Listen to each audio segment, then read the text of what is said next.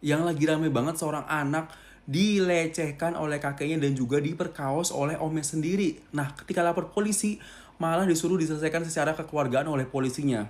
Buat yang belum tahu kronologinya gue bakal rangkumin buat kalian. Tapi disclaimer dulu, yang gue lakukan hanyalah rangkuman dari podcastnya Denny Sumargo. Sebelum gue rangkum, jangan lupa follow sama like.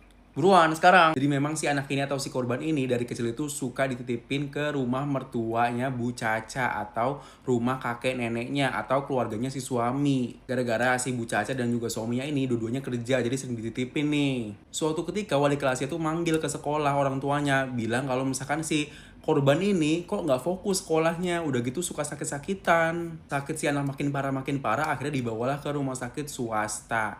Dan disuruh ke dokter saraf. Udah ke dokter saraf tuh, kalau misalkan 3 hari nggak sembuh suruh balik lagi.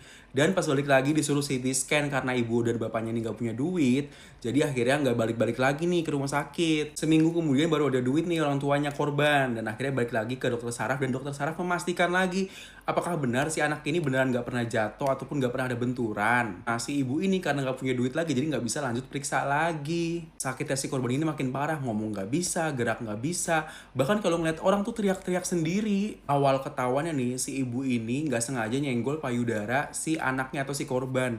Dan si korban kesakitan. Maksalah si ibu ini buat si korban ini biar cerita. Dan akhirnya si korban mengakui kalau misalkan si korban ini sering di-grab sama omnya. Si korban ini nggak berani cerita gara-gara takut nanti ibunya ini berantem sama keluarga bapaknya. Tapi akhirnya si korban ini cerita full kalau misalkan si omnya ini suka grabs-grabs, abis itu suka nyium-nyium. Ayah korban pas tahu itu langsung ngelabrak pelaku atau omnya korban.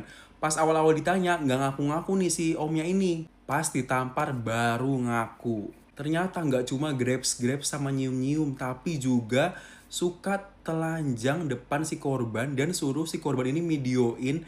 Dan akhirnya ketahuan kalau misalkan si omnya ini pernah memperkaos si korban. Kenapa korban diem aja selama ini? Karena si korban diancam ternyata. Si pelaku ini langsung dibawa ke Polres Jakarta Selatan. Pas nyampe sana, si polisinya bilang apa?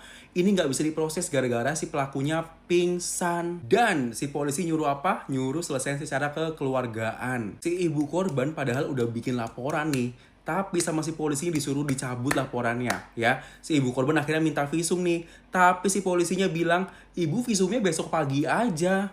Ibu selesain deh secara kekeluargaan, terus habis itu cabut laporannya, gitu kata polisinya. Akhirnya si ibu korban ini cabut laporan, gara-gara juga ditakut-takutin sama polisinya. Katanya nanti si pelaku ini bikin laporan penganiayaan gara-gara udah mukulin si pelaku, ayahnya korban. Pas udah dicabut laporannya, si pelaku langsung sadar dong, gak jadi pingsan. Dan si ibu korban ini mau bikin laporan lagi, malah gak dibolehin sama polisinya. Akhirnya si ibu korban ini buat laporan di Polda dan akhirnya dilakukan visum. Dan ternyata ketahuan si anak ini atau si korban ini di-grabs berkali-kali dan diperkaos berkali-kali. Singkat cerita, si ibu cacanya atau si ibu korban ini diteror sama pelaku, diintimidasi dan disomasi. Bahkan keluarga ayah korban ini malah membela pelaku dan baru ketahuan tuh ternyata si kakeknya korban ini juga melecehkan korban. Bulan Juni tahun lalu sebenarnya si pelaku ini udah ditahan ya, tapi bulan Oktober tiba-tiba Polres nyuruh cabut laporan dan maksa dengan dalih keluarga korban akan diproses hukum gara-gara penganiayaan. Karena takut dan si ibu korban ini juga nggak pakai kuasa hukum, akhirnya dicabut tuh laporannya. Tapi namanya orang tua, perjuangannya nggak sampai di situ ya. Akhirnya si ibu ini